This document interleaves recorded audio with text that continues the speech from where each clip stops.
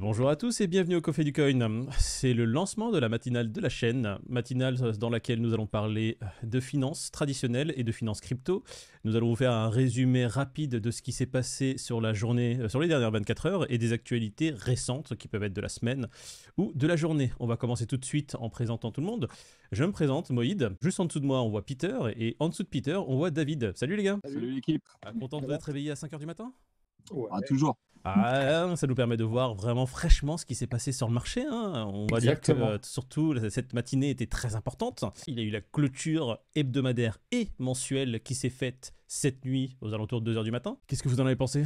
Plutôt Bah bon, bonne. Il y a bien un gros battement, plus on se rapprochait de cette clôture et on voit qu'il y a eu de très bons rebonds. On va directement aller dessus. Unité de temps, semaine.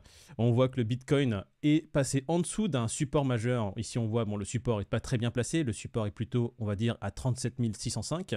On voit ici une petite mèche qui a été faite, hop là, qui a tapé, on va dire, les 37 448, donc qui a brisé le support, mais tout de suite, un rachat a été fait, un rachat assez massif, hein, et on commence la semaine au-dessus du support qui est assez important, qu'il fallait tenir, qui, bon, je pense, hein, envisage de bonnes augures. Alors après, là, on est plutôt sur de l'avis personnel, qu'on se le dise.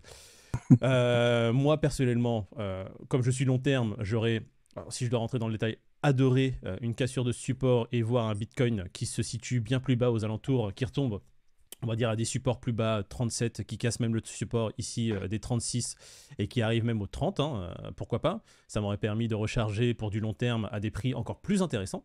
Mais pour ceux qui sont dans du trading, swing trading ou qui rentrent assez récemment et qui ont eu peur que leur investissement parte en fumée, je pense que pour eux, voilà, ils commencent à respirer un peu. Ils ont tremblé cette nuit et quand ils vont se réveiller ce matin, ça va être plutôt pas mal. On voit un Bitcoin qui est à 38 663. 27 centimes, on s'en fout des centimes, hein, 38 663 au-dessus des 38. Un beau rebond qui a été fait cette nuit. Qu'est-ce que vous avez à dire justement sur ce rachat qui a été fait? Est-ce que vous pouvez commenter un peu, les gars? Bah, c'est à l'image de ce qui s'est passé ces dernières semaines. Ça monte, ça descend, ça part à la cave, le lendemain ça remonte, etc., etc. Donc Mhm. pour du swing trading, c'était bien. Moi, j'ai pas hésité aussi à racheter un petit peu. Bon, ça s'est bien repris là, on va dire cette nuit, pour que ce matin on se retrouve un petit peu plus serein, on va dire. Bon, c'est un peu plus rassurant, mais ça veut. Enfin, on n'est pas sorti du range, quoi. On est toujours dedans. On ne sait pas si ça va casser en haut ou en bas. Là, c'était plus passé. Enfin, c'était plus, on va dire, parti pour casser vers le bas à court terme en tous les cas. C'est pas le cas, tant mieux. Mhm. Et si ça venait à être le cas, dans tous les cas, je vois ça comme une opportunité plus qu'autre chose. Rappelez-vous, il y en a qui ont acheté du Alors, BTC à 60 ans. on va pour ça aussi regarder. Ouais. On va regarder justement là ce qui s'est passé en daily. D'accord? On a un premier support ici, on va le mettre en jaune. Hop, qui est à 37 736. C'est ce qui s'est passé ces 2 derniers jours, hein.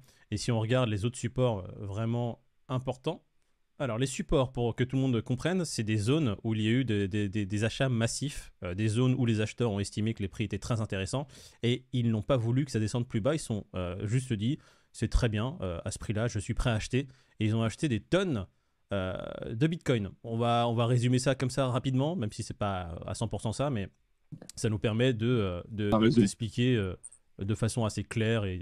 Donc là, on voit un support qui a été tapé et immédiatement racheté. Et là, pareil, on commence la journée assez On bien. sent qu'il y a du monde, on sent qu'il y a du monde à ces niveaux-là et qu'il y en a qui n'ont pas envie Une de force acheteuse, capituler. hein. Ouais, c'est ça. C'est ça. Alors aujourd'hui, on va commenter un peu plus longuement l'écho parce que c'est une clôture mensuelle et hebdomadaire, hein. Donc c'est une nouvelle semaine qui commence, d'accord. Si cette clôture s'était faite en dessous du support majeur qui est ici à 37 800, on aurait atteint dans les jours qui arrivent un prix avoisinant plutôt les 36 000 dollars.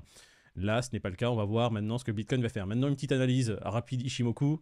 Moi, personnellement, j'utilise Ishimoku parce que ça permet vraiment de faire d'un coup d'œil une analyse rapide. On va commenter les courbes rapidement. Tenkan, la courbe rouge. Kijun, la courbe bleue. Et la Laxpan en vert. Tenkan, c'est la moyenne des 9 dernières barres. On prend les 9, on prend le prix le plus haut, le prix le plus bas, on fait la moyenne. Ça donne, hop, le prix aujourd'hui de la Tenkan. La Kijun, c'est les 26 dernières. Donc ça fait une moyenne un peu plus équilibrée, un peu plus stable, et c'est pour ça que les courbes sont un peu plus droites. Et donc la lag span, qui est la clôture décalée de 26 semaines, on va dire c'est ce qu'on appelle la mémoire du marché. Donc là, on voit que les prix avant, que ce soit en weekly ou en daily, les gars, en daily c'est encore pire. On est sorti du nuage, donc on est sorti de l'incertitude, on s'est retrouvé en dessous le nuage et en dessous de la Tenkan, et on voit que les prix en daily butent sur la Tenkan qui fait résistance, qui fait plutôt plafond de verre, et sont rejetés directement. Donc là pour l'instant, en daily, avant de passer sur une période haussière ou appeler les prix, on va dire dans une tendance haussière, on a plusieurs résistances à casser. On a la Tenkan à casser, la Kijun à casser, retourner dans le nuage et être au-dessus des nuages, et que c'est même droite soit au-dessus des nuages. Donc là, on a encore un gros travail à faire. Là, je vous résume rapidement. En weekly, pareil, on vient de sortir du nuage. La Tenkan est encore dans le nuage. Et la Kijun est pour l'instant au-dessus du nuage, mais la lag span est toujours dans le nuage. On va appeler ça une période d'incertitude. Tous les gens qui vous disent sur Twitter, oui, on est en bear market, on est en bull market, ce n'est que mon avis personnel. Je n'aime pas trop ces termes. Bear market, bull market, aujourd'hui, ça ne veut rien dire, parce que les tarifs, quand on les regarde, les prix quand on les regarde en weekly, je ne sais pas si vous serez d'accord avec moi les gars, là, on ne peut rien commenter. On ne peut même pas se dire, tiens, vas-y, je vais lancer un trade, même en daily. On pourrait faire des swing trading ou des scalping si on se met en période 15 minutes, 1 heure. Mais pour déterminer une tendance long terme, là, aujourd'hui, sur le Bitcoin, je suis désolé, mais là, d'un coup d'œil, on voit que c'est pas possible. C'est plutôt en court terme qu'on peut effectivement voir une tendance qui serait plutôt à la baisse puisqu'on est sur le support et qu'on le travaille. Mais clairement, si on parle de manière globale, il n'est pas question de bear market ou quoi que ce soit. Maintenant, les semaines à venir sont déterminantes quand même. On va voir quelle direction il prend, quoi. Sachant que le mois de mai, historiquement, c'est pas extraordinaire, donc à surveiller. À surveiller. Ouais, mais enfin, Là, le mois d'avril, il était censé être super bon. Oui. Et il n'y a rien eu non plus. C'est vrai. On va regarder le crypto screener pour voir un peu ce que disent toutes les currencies. On voit que hier tout était dans le rouge, vous avez vu. Alors pareil, les scores style bullish, neutral, style bullish, ça, vous vous en tenez pas compte. Hein. On voit juste que le Bitcoin a pris 2% en 24 heures. Bon, ça c'est dû au rebond ce matin. On a fait que récupérer ce qu'on a perdu depuis vendredi soir, quoi. Ouais, c'est ça. On n'a pas trop récupéré grand-chose, ouais, c'est vrai. On a juste grappillé un peu, mais on est quand même en baisse par rapport à, on va dire, il y a 5 jours, je crois, hein, si je dis pas de bêtises. On était plutôt aux alentours des 39-40. Là, on se retrouve quand même à un On était sur la moyenne haute, ouais. Là, on est plutôt sur la moyenne basse. 38-724. Le seul qui a bien dévissé, c'est le Chronos qui a pas repris. Je pense que c'est plutôt dû à la news qui est sortie sur crypto.com. Ouais. Donc, du coup, on va repasser maintenant. On va regarder, comme on a vu, ce Crypto Screener, 2% en moyenne, 4% pour le XRP et le Terra Luna. L'Ethereum qui a pris 2,56%. Hop, on est repassé à des niveaux qui sont assez bons. On va regarder aussi, tiens, l'Ethereum pour voir ce qu'il nous a fait. Ethereum qui nous a fait un rebond cette nuit aussi, comme le Bitcoin. Il n'a pas cassé de support, on va dire, majeur pour l'instant. Là, si on doit déterminer un support. Il est ultra précis. Pareil, comme il est dans le nuage, on ne peut pas déterminer de tendance particulière. On est vraiment en incertitude. On est en train de buter. On a cassé la Tenkan il y a à peu près 2 semaines. On est en train de buter sur la Tenkan et on est repoussé par la Tenkan. Et donc là, maintenant, ce qu'il nous reste à faire, c'est de casser la Tenkan. Je vois que mes collègues, tu vois, on va parler de David et Peter, ils sont en DCA. Moi aussi, je suis en DCA. On est plutôt des investisseurs long terme. Donc, ce qui se passe à chaud pour nous, principalement, ça ne nous atteint pas du tout. Mais non, nous, on croit en la tech. C'est ça, en fait. Faut le dire comment, quoi. Voilà. Je crois en la tech, mais j'aurais bien aimé un petit rebond vers le bas. J'attends un crash vraiment majeur depuis le crash du 19 mai, quand il s'est retrouvé à 30 000. Bon, j'ai racheté du Bitcoin à 30 000. Je pense que c'était pareil pour vous. Mais depuis, j'attends ce que les gens appellent un bear market avec un Bitcoin qui passe même en dessous des 20 000, 15-20 000. Je l'attends depuis 1 an bientôt. Et je me rends compte que ce qu'on appelle le bear market, comme ce qu'on a connu moi, en 2018, n'existera plus, je pense. Hein. Celui qui en parle très bien, c'est Rodolphe, et qui rejoint un peu la pensée que j'ai. Un bear market comme ce que les gens ont connu en 2018 ne sera peut-être plus là, vu que ceux qui sont invités à la fête dans les cryptos, qui sont les institutionnels, ramènent quand même des capitaux qui sont énormes. Et c'est maintenant eux qui font bouger les cours. Wait and see, on verra bien. On verra bien. Voilà pour les tendances sur Bitcoin et Ethereum. Si vous avez une news à retenir, il y a eu un beau rebond. Le support majeur des 38 n'a pas été cassé. Du coup, dans les jours à venir, on va voir ce qui va se passer. Soit on continue dans un range, ce qui se passe depuis maintenant plus d'1 an. On voit un Bitcoin qui est entre 38 et 41 et qui fait des zigzags, des allers-retours. Donc on ne sait pas combien de temps ça va continuer, on verra bien. L'Ethereum qui est très très propre, des prix qui sont en dessous de la Tenkan et pareil en dessous du nuage qui sont plutôt, si on fait un zoom arrière, pareil en range. Hein. C'est pas les résistances daily, hein, c'est les résistances hebdomadaires. Les résistances daily, elles sont plutôt là et là. Elles sont un peu plus hautes et un peu plus basses, mais j'ai même pas besoin de faire les nouvelles résistances. On voit déjà que ça tape en haut et ça va en bas. On va passer rapidement aux news. On n'a pas envie de faire une vidéo matinale trop longue. C'est plutôt pour les gens qui sont en train d'écouter ça en podcast dans la voiture ou qui se réveillent et qui veulent voir un peu ce qui se passe sur le marché. On va faire un petit tour sur le Fear and Greed. Alors, vous voyez que hier, il était à 22. On fait une mise à jour. Et on est passé de 22 à 28. À 22,5. Alors, le Crypto Fear and Greed, qu'est-ce que c'est? Vous voulez le résumer, les gars, pour les auditeurs? Alors, Moi, en vas-y, résumé, avec plaisir. nous, on s'en fout. Moi, personnellement, j'en ai strictement rien à faire de cet indicateur. C'est juste marrant. Voilà. Oui, ça indique un sentiment, on va dire, Sentiment global. Maintenant, je conseillerais un indicateur parmi tant d'autres, quoi, mais sans très le prendre au sérieux. Après, vaut mieux acheter quand c'est dans le rouge et vendre quand c'est dans le vert. Bon, c'est si tu restes dans les basiques, quoi. Tu as tout compris. Tiens, vas-y, on va parler vite fait de mindset. Alors là, ceux qui ont vraiment profité de la fête, hein, ça va être des gens comme nous, qui, pendant que tout le monde est en peur panique, qui voient plutôt de la peur, quand le Bitcoin, par exemple, a tapé les 37 404, j'avais un ordre épuisé qu'on appelle, un ordre qui était placé à ce niveau-là. Il a été touché et j'ai eu du Bitcoin à ce prix-là. Donc pour moi, je le voyais plutôt comme une opportunité. J'attends toujours que les prix baissent, qu'ils soient sur des supports très intéressants pour recharger à chaque fois. Est-ce que tu vas le dire aux gens que tu as des ordres comme ça épuisés, avec un BTC à 17K et que Oui, bien sûr. Ah, C'est ce que tu j'allais crois, dire. C'est ce que j'allais dire. tu crois Et que ça là, va tomber? on a des ordres à 18, 17, 16, 15, etc. Toujours. Mais moi, je crois que l'ordre le plus bas que j'ai, c'est vraiment 15 000 $. Je crois- kifferais qu'il soit touché, quoi. Moi, je crois que c'est 12. Mais bon, voilà, on sait jamais. Bon, j'ai mis 17, mais je suis pas très loin. Bah, sait-on jamais, un matin je vais me réveiller, j'aurai peut-être un Bitcoin entier dans le compte. Qu'est-ce que tu veux que je te dise? Mais c'est très intéressant. Tu peux m'expliquer pourquoi, justement, tu le mets à 17K et tu te dis pas, je vais attendre qu'il soit plutôt proche des 17K? Qu'est-ce qui se passe sur les cryptos? Parce que 19 mai 2021, flash crash. Voilà. Les cryptos, ça ne Dans dort la jamais, nuit. messieurs.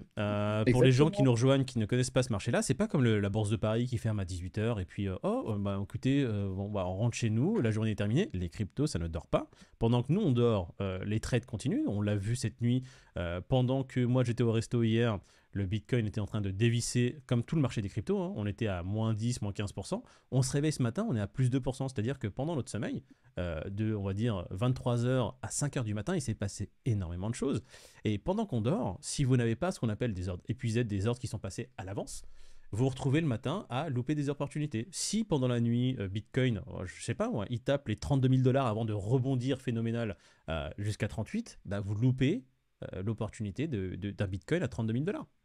On rappelle une chose, on n'est pas conseiller financier, d'accord? On a un avis très tranché, notre avis entre nous, on se conseille nous entre nous, c'est-à-dire David, Peter et moi, de s'acheter du Bitcoin quand il est bas, quand il est sur des supports. Faites vos propres recherches quand vous voulez acheter, que ce soit des cryptoactifs ou des actions. Déjà, achetez ce qui vous plaît. C'est comme le tweet d'Elon Musk. Achetez ce qui vous plaît, achetez les choses dans lesquelles vous croyez, avant d'acheter sur des trends. Parce que si les trends ne suivent pas et que vous perdez votre argent, vous serez déçu. Alors que si vous achetez vraiment des choses qui vous plaisent, même si ça ne marche pas comme vous le souhaitez dès le début, au moins vous ne serez pas autant déçu. Donc nous, on se conseille, Peter et moi, d'ailleurs Peter m'envoie des messages tout le temps, achète du Bitcoin. David qui l'a dit, espèce d'enfoiré. Mais Ouais, je dis achète de l'ETH aussi, attention. Hein. on va parler des actus. Qui veut commencer sur les actualités qu'il y a sur le domaine crypto? Moi, il y en a une, là, c'est la carte crypto.com. Ils ont revu leur politique de cashback, donc de rétribution. C'est un peu relou. Donc, du coup, je me demande si je ne vais pas m'orienter vers une autre carte. C'est assez embêtant, c'est vrai que quand on parle Alors la carte crypto.com, si je dois résumer un peu pour les auditeurs, c'est une carte qui était assez intéressante parce qu'elle donnait droit à du cashback. Qu'est-ce que ça veut dire le cashback? C'est-à-dire que si on a 3% de cashback sur nos achats, c'est-à-dire que quand vous faites un achat de 100 €, vous avez 3% des 100 €, donc 3 € qui vous sont redonnés en crypto. Donc le cashback qui était intéressant sur les cartes crypto.com est en train de disparaître. C'est assez embêtant parce que justement, comme tu dis, l'utilité de la carte en elle-même commence à disparaître également. J'ai pas d'autre mot. Hein. De ce que j'ai compris sur la news, c'est que les contrats qui sont en cours ne sont pas visés. C'est-à-dire que vous continuez à percevoir ce que vous aviez prévu initialement. C'est pour tous les nouveaux rentrants que eux rentrent sur de nouvelles conditions. Ouais. Ok, très bien. Crypto.com qui justement perd un peu son attrait. Qu'est-ce que vous avez à dire sur ce qui se passe encore? En termes d'actualité, il y a eu pas mal de choses quand même sur les semaines précédentes. Déjà, on a Elon Musk qui a racheté Twitter. C'est quand même une sacrée nouvelle. On parle quand même peut-être du Dogecoin pour devenir la monnaie officielle de Twitter. Je trouverais ça assez énorme. Les rumeurs. Ah, je trouverais ça assez énorme. Avec Elon à la tête de tout ça, je vais te dire, on sait jamais. Je vais donner ma petite pensée dessus. Ah, j'adore ce mec. Hein. C'est vraiment le mec qui...